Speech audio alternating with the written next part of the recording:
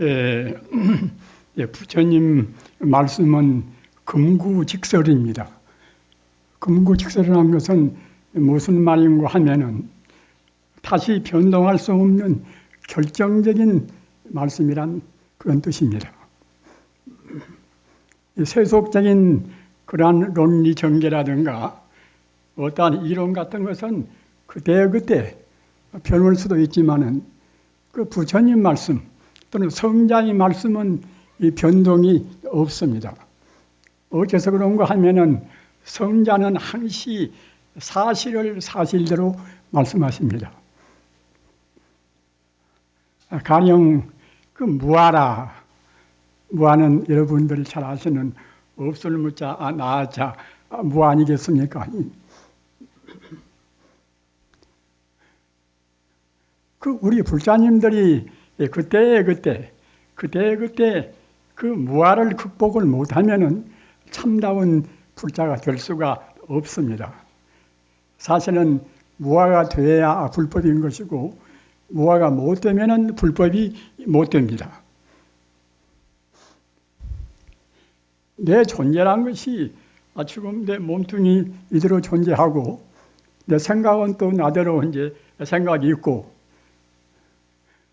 이렇게 분명히 있는데 왜 이것이 무아가 될 것인가 이렇게 의단을 품습니다.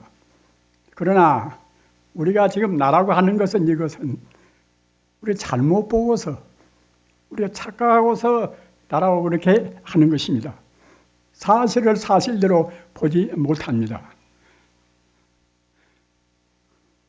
그 모든 인연이 화합돼서 잠시간 나라는 것이 있는 것 같이 보이는 것이지 실존적으로 어제나 또는 오늘이나 내일이나 그 변함없이 존재하는 나는 없습니다. 그래서 아까 말씀드린 바와 같이 그 알을 나라하는 그 알을 집착하면 그때는 아집거려서 우리 범부가 부처님 법을 그릇 해석하는 그러한 망집이 됩니다. 망상이 됩니다. 부처님 법은 아집이라 하는 그 나라 안의 주관적인 집착과 또는 대상적인 우리 눈앞에 전개되는 모든 것도 실제로 존재한다. 이런 대상적인 존재에서 이것을 집착하면 이것은 법집이라고 합니다.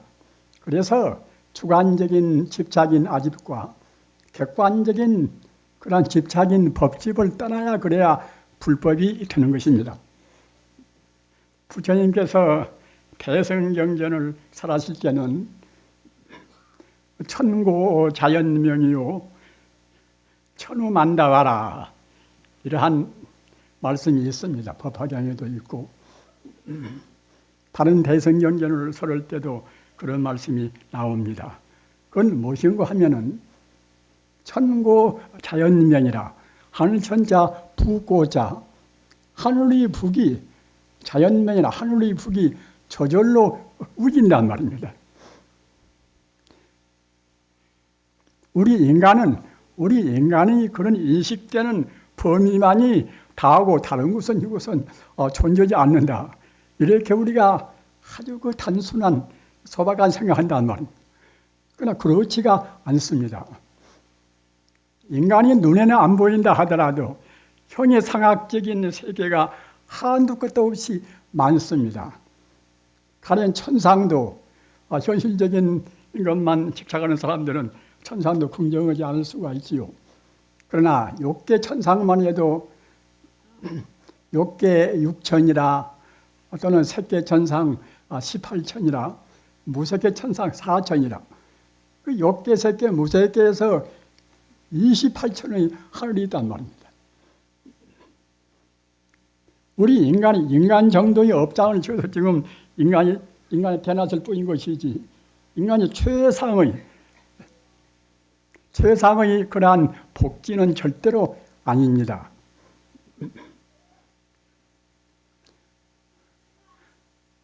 그래서 우리가 조금만 조금만 우리 공부가 돼서 익어진다거나 또는 대성경전에 대해서 신비로운 우리 황홀경에 젖으면은 그냥 아까 말씀드린 바와 같이 천고 자연면이라 그 하늘의 북소리가 어디서 난데도 없이 항시 우리한테 울려온단 말입니다. 천우만다와라 하늘 천자 비우자 또 하늘에서는 만다라와 마 만다라와 만주사와 마 만주사와 이런 하늘의 꽃이 그때 항시 그 비가 내리듯이 그 대성경전을 축복하고 우리 중생이 공부가 그만치 맑아지면은 우리 업장이 녹아지면 자기도 모르는 가운데 그런 만다라와 마 만다라와 만주사와 마 만주사와 이런 그 꽃비가 우리를 감싸고 그러는 것입니다. 법화경에도 법화경을 설할 때는 맨 처음에는 대성 무량의경을 설하십니다.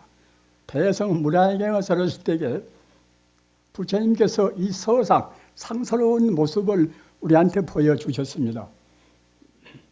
그래서 우리 마음이 맑아지고 우리 공부가 익어지면은 그때는 공부할 때 우리가 이제 실증도 나고 이제 그럴 수가 있지 않겠습니까? 그 난데없이 그 청정이 미묘한 북소리가 울려오고 또는 그 찬란한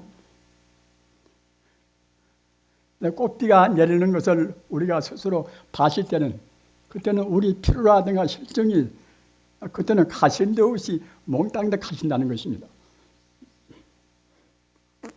우리 불자님들 잘 알으시지 않습니까?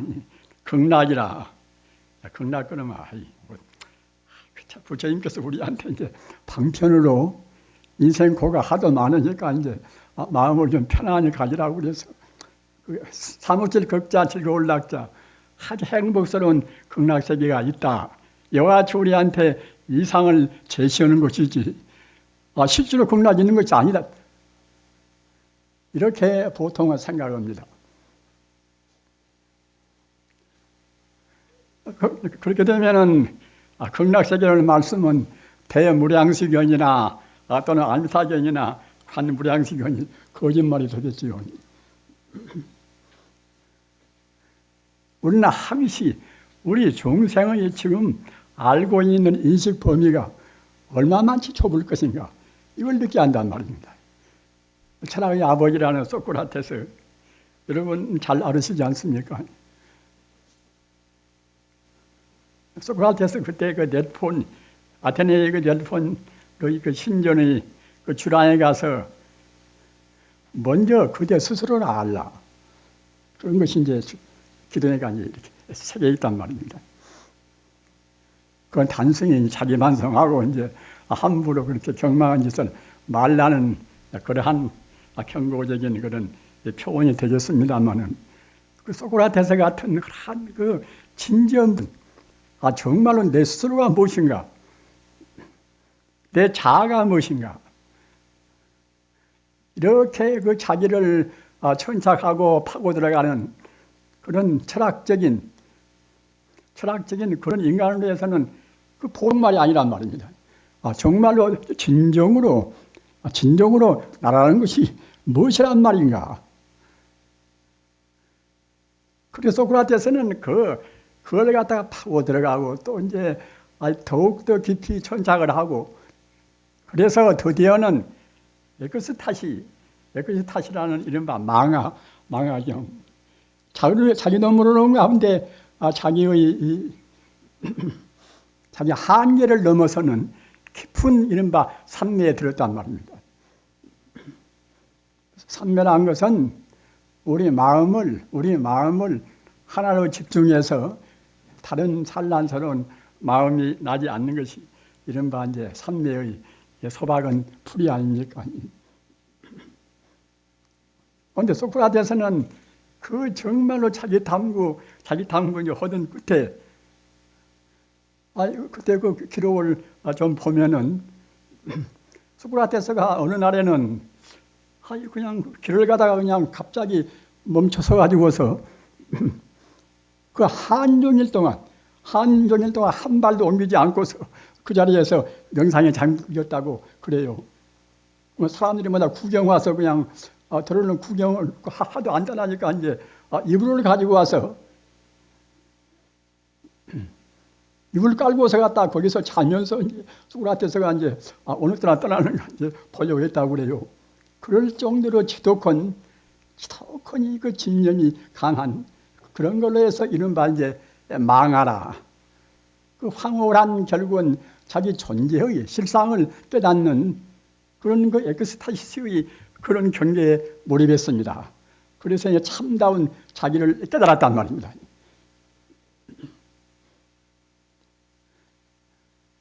그러기에 나중에는 그 자신을 가지고 아테네 이 거리 저 거리 다니면서 청년들을 기도하고 또 나중에는 그런 걸로 해서 청년들을 부패를 시킨다는 또 그 고발을 당해서 옥중 가서도 아무런 두려움 없이 그 독배를 마시면서 그야말로 태연자약하게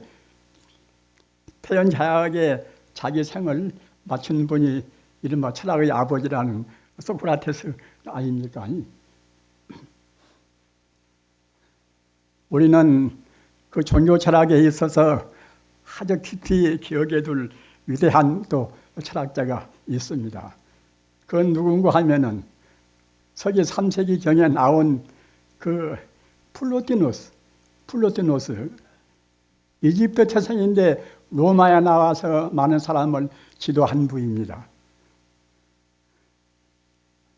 그 플로티노스는 우리 종교 철학을 하는 사람들이 꼭 두고 기억하면서 주감 삼을 만한 위대한 분입니다. 우리 불교인사 부처님 가르치면 다 포함하고도 남지만은 제가 말씀드리는 것은 일반적인 말씀을 저는 지금 하는 것입니다. 그 플로티노스 철학은 주로 어떤 것인가 하면은 그 주목의 우리가 아주 그 여러 가지로 우리가 참고로 할 만한 그런 것이 되기 때문에 제가 말씀을 드리는데 그 일자라 한일자 노음자 하자 일자의 철학이란 말입니다. 모든 것이 하나에서 나와서 다시 하나로 돌아간단 말입니다. 어떤 것도 하나에서 나오지 않은 것이 없고 어떤 것도 또 하나에서 나와가지고 다시 하나로 본래 돌아가지 않은 것이 없습니다. 이런 도리야 우리 불교에서는 너무나 잘 알고 있는 도리 아니겠습니까? 그 플로티노스가 말한 말 가운데서 중요한 말씀이 많이 있습니다. 이제 다 그러는데 그 가운데서도 우리 영식이 우리 마음이 맑아지면은 차근차근 자기도 모르는 가운데 그 일자라는 본래 근본자로 가까워진단 말입니다.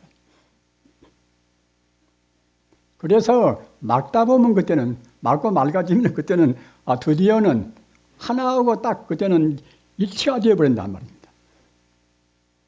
이른바 하나라는 근원적인 도리하고 신비적 합일이라 그거 보고 신비적 합일이라 그래요.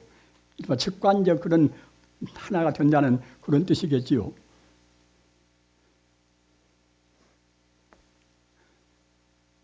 그리고 플로티노스를 또 중요시 우리가 하는 것이 무엇인가 하면은 사실은 그 플로티노스가 이제 이른바 이제 자기 스스로 모두를 다 독창적으로 낸 것은 아닙니다.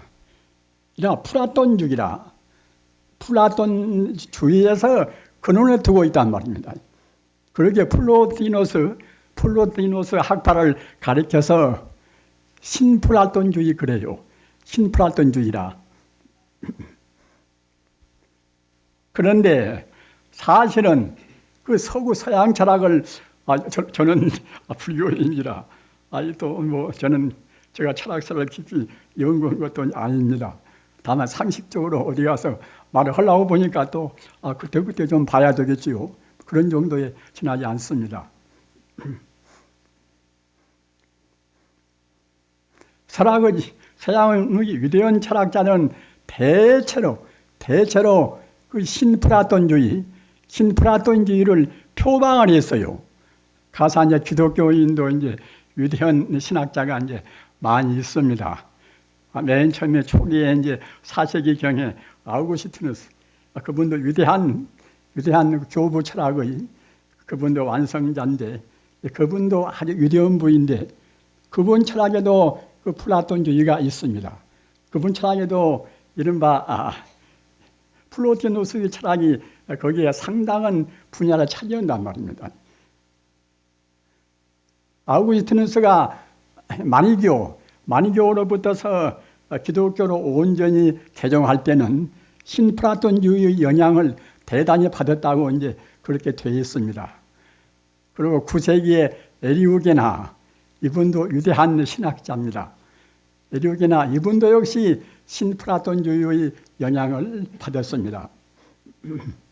또 그 뒤에 13세기에 토마스 아퀴나스, 이분은 신플라톤주의를 비판하면서도 역시 신플라톤주의를 영향을 또 받았습니다.